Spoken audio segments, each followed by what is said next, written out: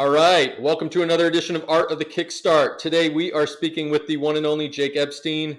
Jake is the co-founder of Rocketbook, Tango, and several other consumer startups. This guy is a true D2C expert, holds degrees in electrical and computer engineering from Purdue University, go Boilermakers, and began his career designing large-scale computer systems and somehow ended up designing notebooks and phone accessories. Jake's amazing. He and his team and his business partner, Joe, they've worked on over a dozen products now that they've crowdfunded. Some made millions, others didn't do so much, but they've had a lot of fun and a lot of failures on the way. Jake's current product, Tango, is this really cool grip stand. It's this, as Jake would say, a geometric marvel of steel and magnets. So I'm super excited today to have you on the show. Jake, thank you for joining us on Art of the Kickstart today, man.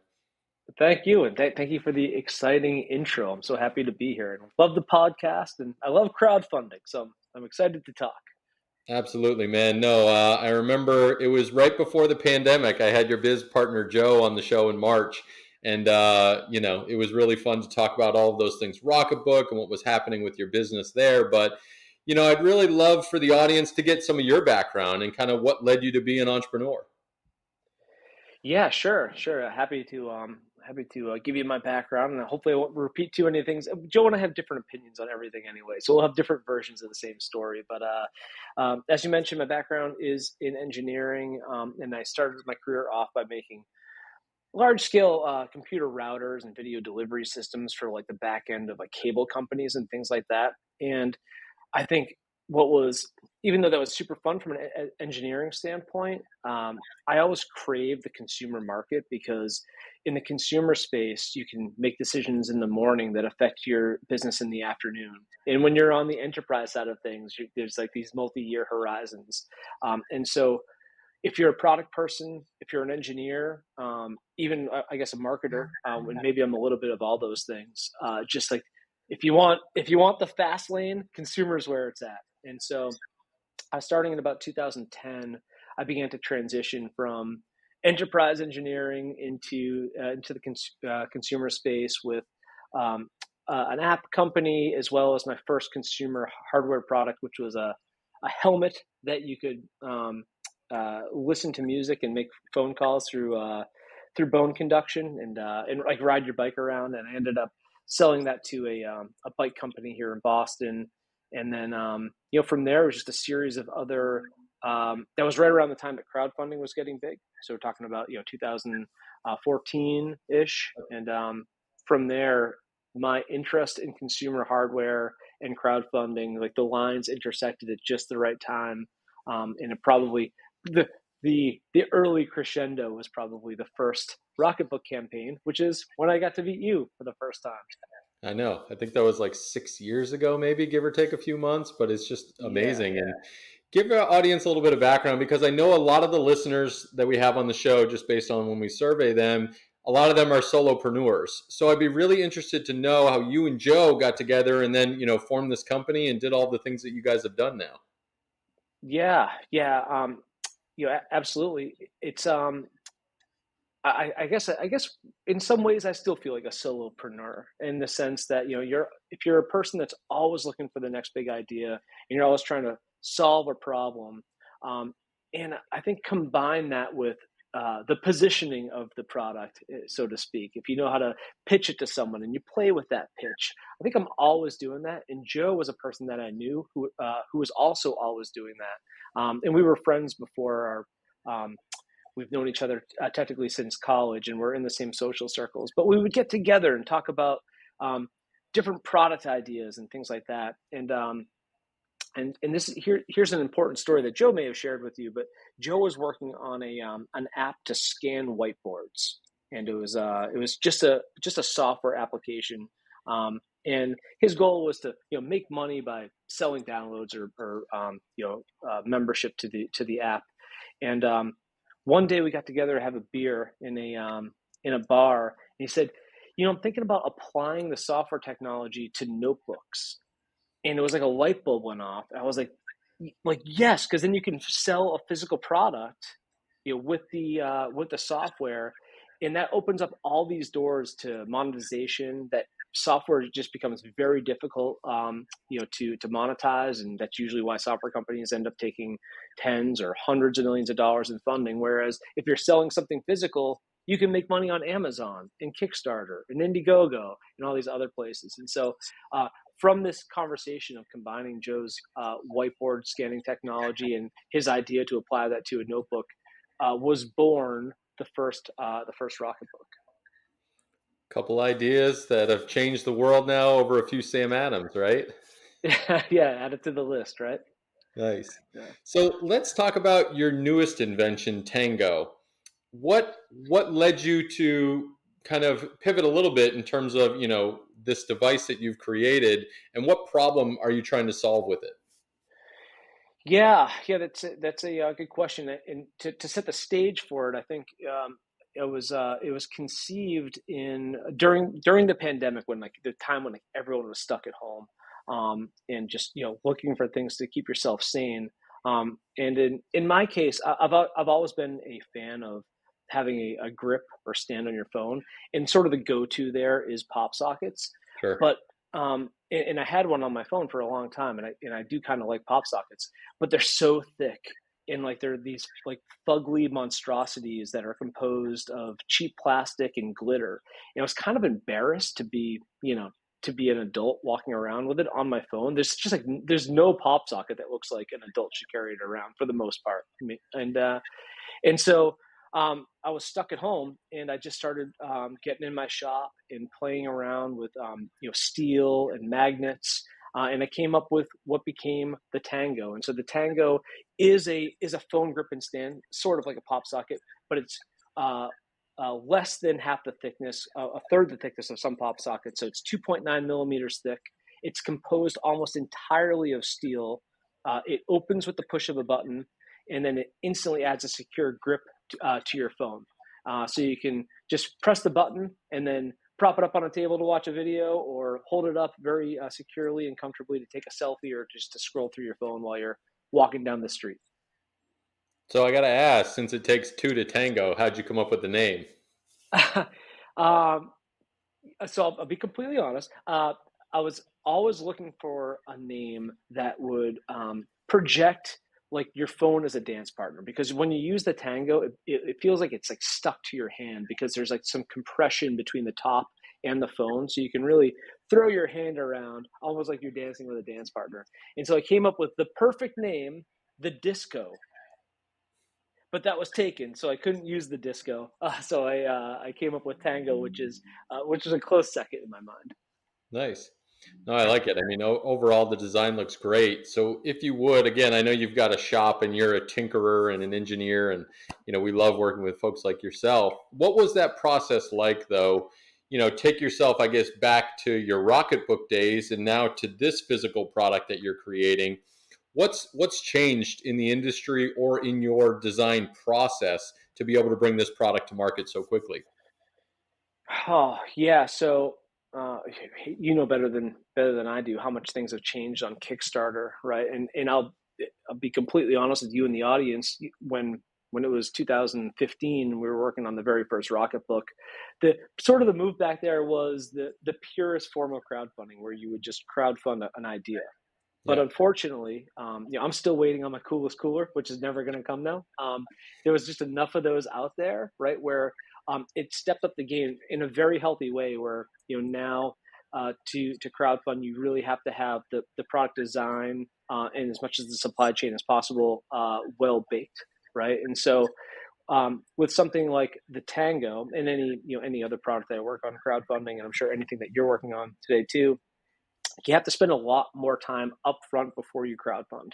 And so, a lot of times that comes at a cost, right? Where you have to go out and engineer it, design it, find some of your supply partners, so that when you actually land on crowdfunding, you have all of that lined up, so that you can make sure that you deliver to your backers. And I'm proud to say that this is my 12th crowdfunding campaign. I've always delivered every one of the products. And that's such a huge thing too, right? In the crowdfunding industry, the trust and transparency of the creators and obviously delivering the product. Yes, many times there's delays, but at the end of the day, there's creators like you and Joe that actually deliver the product as advertised or even better, honestly. I think there's been some products that you guys have done that you've actually made improvements on based on your feedback from the crowd. So in terms of the prep work that you did for this one in relation to the dozen or so campaigns before this, what's changed there on your process? Yeah, I guess I think probably it just in general you get better at anything the more you do it, right? And so I think that there's a few different um, dimensions to crowdfunding, right? And so I think every time we do a new product, and so something like the Tango, you know more and more what the pitfalls are later. So no matter how much you prepare, there's always a pitfall later. Somewhere between crowdfunding and shipping to backers, there's always some pitfall. The last Sure. Rocketbook product we did, there was a black swan event, and COVID came out, and then all of a sudden, we were waiting for ships to come into the port of LA, right? And there's things that you just can never predict, and so all that experience sort of culminates in your preparation for any crowdfunding campaign. With Tango in particular, there was it's an amazingly complex product as far as to get something that's made of steel that's that thin that uses like these micromagnets and the coatings to make it comfortable on your fingers. There was a lot of engineering that had to go on with it, and so I ended up enlisting a product design firm up here in the Boston area called Tool. Happy to give them a plug because they've just been great partners, and also bringing on a industrial design and mechanical engineering partner named Lucas, who have worked with a little bit on a number of different projects in the past. And so together, there's just focus on that engineering, focus on the supply chain, so that you can ensure that it's buildable in the way that you're presenting it to the crowd, and also know what your timeline is. Just quickly on the flip side of that, I think that the reason I love crowdfunding is because it mixes product design and engineering with theater, right? And Yeah. so you go to crowd, it's like it's more than just marketing or video marketing. It's like a fashion show for your product concepts. So yes, you have to do all the engineering. I don't want to call it boring, but like the more booky and spreadsheet stuff. But then all the preparation you put in to something like the video and your assets. And I'm really proud of the Tango video. We've gotten a lot of awesome feedback on it. My video completion rate is the highest of any video I've done. Nice. It's funny. It's positions the product well, and so I think it's one of those things you can't underappreciate either one of those, right? You need to have your ducks lined up on the engineering side and supply chain side, and you have to make sure that you have like the hottest video and the hottest assets possible that convey the idea properly. And it's when those two things come together perfectly that you get a successful crowdfunding campaign. Yeah. I mean, I also want to mention the fact that you have tens of thousands of backers in your community now that have trusted you over the years with your next and greatest innovation. This one as well. I mean, you'll hit 1,000 backers within the next day or so. How have you guys gone about managing backer feedback into product updates or just constantly communicating with them to ensure that they're satisfied at the end of the day when the product gets delivered? Yeah, so I should mention, Tango is a separate entity from Rocketbook, so I haven't really engaged like the Rocketbook crowd on it, just because when you have a not just a company, but you have a community around something like notebooks, it almost feels spammy to go out to them and try to pitch something else, and I realize that there's companies that that do that, but a lot of times when people build a crowdfunding community around a series of products. It's like peak design, which is all Sure. sort of like that high end, like camera Yep. accessories Photography. and Yeah. bags and luggage. And great company, great crowdfunders. Whereas if you're into like lots of different things, it's a little tough to cross pollinate too much.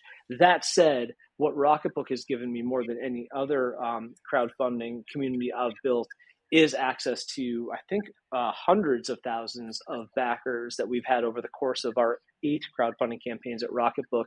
And we've learned that the best way to interact with your community is actually the easiest, and that's just total transparency, right? You have delays, like, yeah, you're gonna have some people that give you some crap in the comments, but it's just way easier to get on camera and say, hey, look, this is what happened. This is what we thought was gonna happen, but this happened instead. Here's the new thing, and you just go on from there, and you end up getting more high fives and um, just more brand loyalty than if you try to obscure it in any way. Yeah, no, it's so much easier that way. I know you had mentioned this earlier, and obviously with this Black Swan event and the pandemic, but shipping is always something that comes up. And I know with a lot of first time creators, it's typically an afterthought or just, oh, shipping will happen, right? And now we see a lot more folks that are lining up their shipping, their logistics, and all of that just to ensure that products get delivered on time. What are some of the things that you guys have changed over the years to ensure faster shipping or better shipping or just a better experience when the product comes to the consumer? Yeah, right. And these days, I guess you kind of have to worry about shipping on both ends, right? You have to worry about shipping from wherever it's coming in if you are doing any overseas manufacturing. And there, I think the best rule of thumb is just give yourself a big buffer. And then as far as shipping to the consumer, yeah, it's one of those things that I feel like there's a change happening. I see a lot of campaigns that will do shipping later. They add it usually in a survey after your campaign.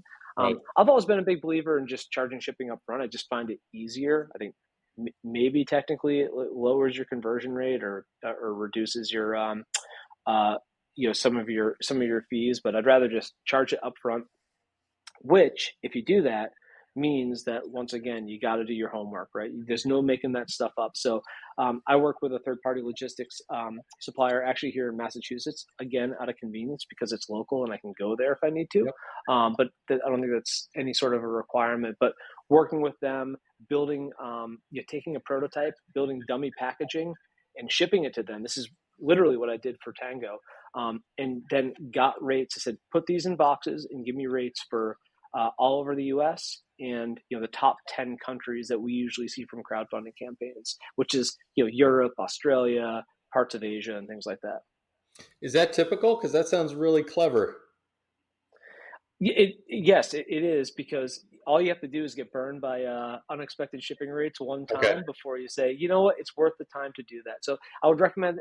But what I just described, anyone can do on any product. I mean, you just have to have the approximate dimensions and weight, and you better have a 3PL lined up anyway, Yeah. and give it to them and get your rates. The other thing too, and I'd be interested to get your opinion on this as well, but we've also learned that some countries are just not worth the hassle, even if you take a little flack for it. I think we typically don't ship to Russia or some other parts of Asia, and just you have to be selective as to which countries you ship to, because not only is it the expense, but then you have this back and forth where it gets lost in their customs, or um, it's just undeliverable for one reason or another. And then after your successful crowdfunding campaign, the last thing you need is 50 people just harassing you because you've shipped them something 3 times and still hasn't got to them.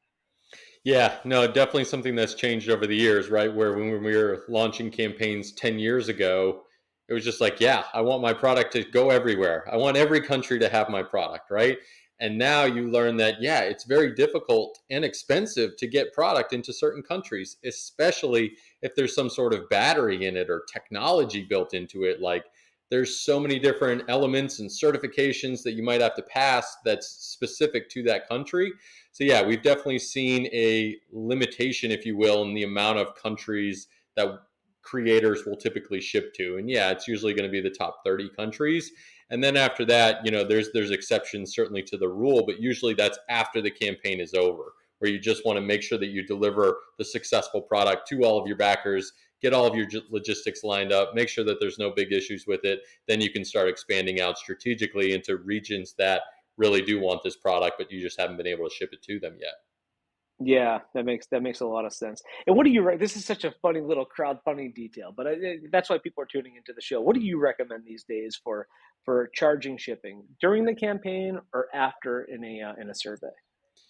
It usually depends on what stage of the product development phase they are at, right? Because if they just have the working prototype that they made for the campaign, for the video, for the assets and all of that, most likely it's going to change its look, shape, weight, dimensions, packaging, Yep. colors, logos.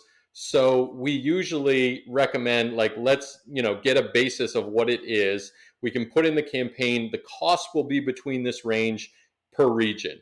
But after the campaign is over, when everything is finalized, that's when we'll typically, have our clients go and use, software or import it into Shopify and have the customers back it and support it there, and then just take care of the shipping fees inside of that system. Yeah, that actually makes a lot of sense. Yeah, especially if it's something that's relatively heavy and can easily cross over the line to some different shipping rate. You just want to, Yeah. if you don't know the Yep. exact weight, I guess, of your product, then it's probably worth waiting.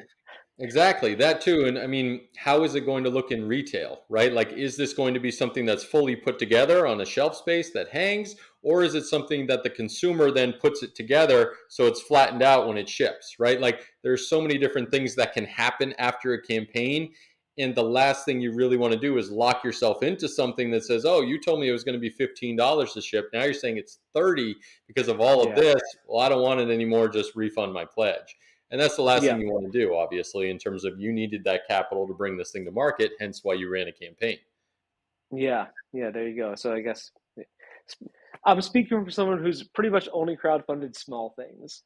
Yeah. So Yeah, the you listeners get are nice, aware if you're making small, something flat big. things, right? Medium mail Yeah, them, good to go. yeah. Yes, exactly. Exactly.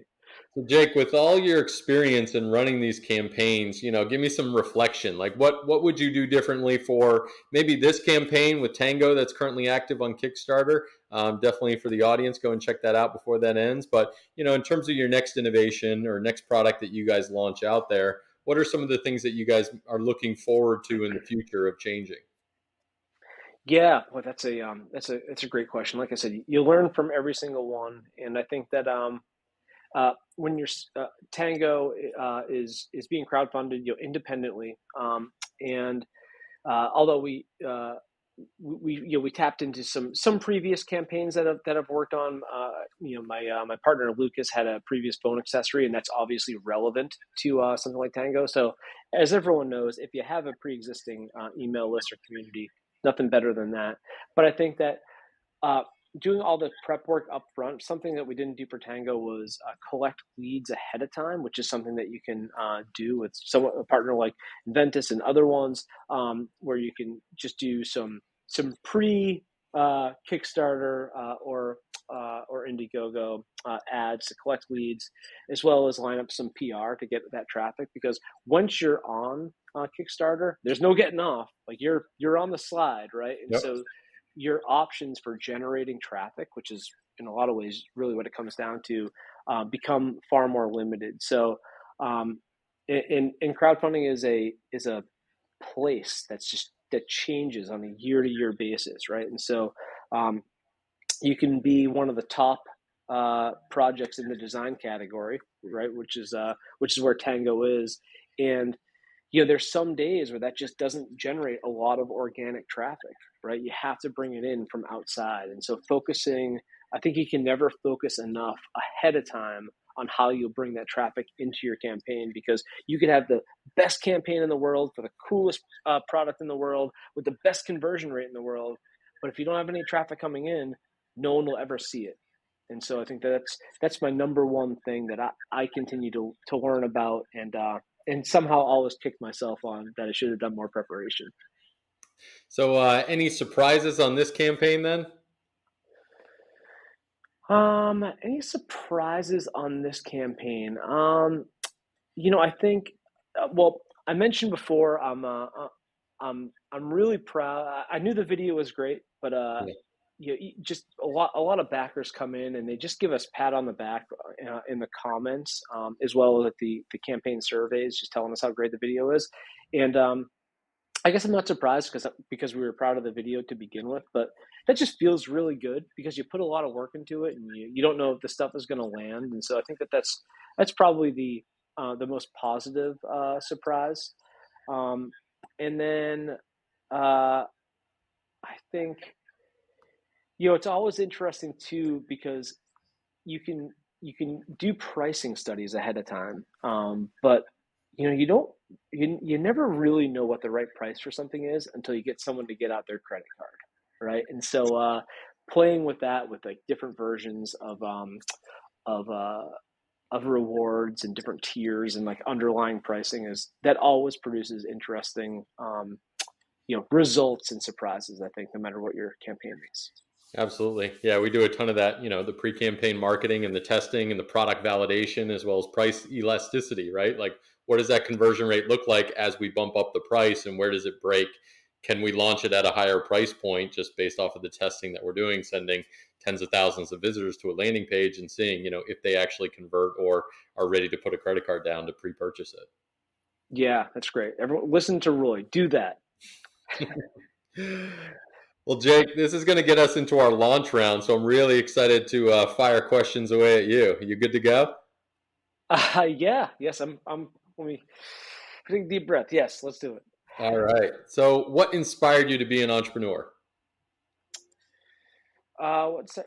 I don't think I had any other path in life for a job to except to become an entrepreneur. It's if you're a person where you're always trying to solve problems and your mind races about it, I think that's your only option. Absolutely. So, if you could meet with any entrepreneur throughout history, who would you want to have a beer with?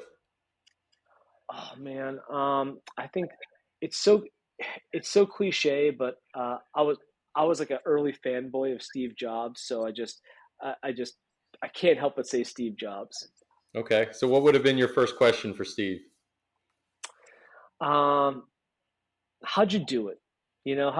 Because if you look at what that guy overcame in the early days of computing, it's just it it's crazy. I mean, you've seen the movies, but if maybe you've read the biography of him, it's the the the things that Apple Computer was able to overcome in the incumbents at the time was just amazing.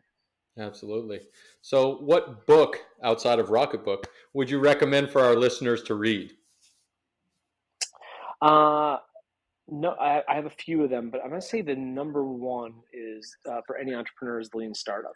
Big believer in lean startup principles. Absolutely. So, what advice would you give to a new inventor or entrepreneur that's looking to launch their product on Kickstarter? Uh, Best advice I could give someone is I would have a lot of advice for them, but as we already discussed, do your homework. You gotta know how much it's gonna cost to make and how long it's gonna take to make it. Like you gotta know that. Absolutely. What's one invention that's made your life easier during the pandemic? Uh, Peloton. But Peloton has blown my mind, which is also an interesting crowdfunding story because it wasn't even that impressive of a crowdfunding campaign, and now they're a multi-billion-dollar publicly traded company that's going to be now acquired by probably Nike or Amazon. So it's a big fan of Peloton. Yeah, I'm with you in that boat, Jake. I think I'm 72 weeks straight on it now. So it's like, during that pandemic, that's all we could do is just work out at home, right? We'll have to connect and race each other. Absolutely. It's on. Last question for you, man. What does the future of crowdfunding look like?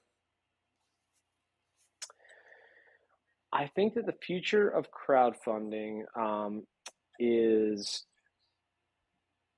I believe it's going to be an extension of where it's gone in the past year, which is more uh, of a pre-sale platform, for lack of a better word, where uh, deliveries and creators get more and more reliable, and the communities get more and more vibrant around the crowdfunding products and serial creators. Hopefully, like myself, but many others too, because for a long time it was the Wild West, and I think the greater crowdfunding community suffered because of that. But I think that now it's becoming a more reliable, almost pre-sale platform.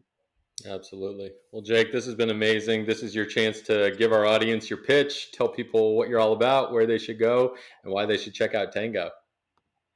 Yeah, absolutely. Tango is live on Kickstarter. It's one of the top design projects right now. You can go to Kickstarter, search for Tango, and again, it's a ultra thin steel phone grip and stand that deploys with the push of a button. So check it out. If nothing else, I know you'll love the video. So come take a watch. Awesome. Audience, thanks again for tuning in and watching. Make sure to visit artofthekickstart.com for the notes, the transcript, links to everything we talked about today. And of course, I got to thank our crowdfunding podcast sponsor over at Product Type.